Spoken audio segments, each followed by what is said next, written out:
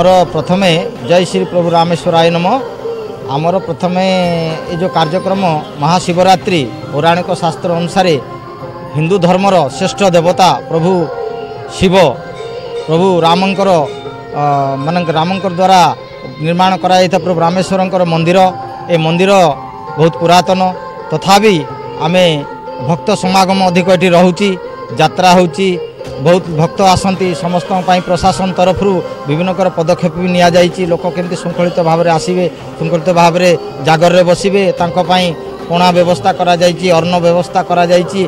भक्त माने आसुचंती बहुत किछि दान धर्म करिकि जाउचंती से समस्त को धन्यवाद।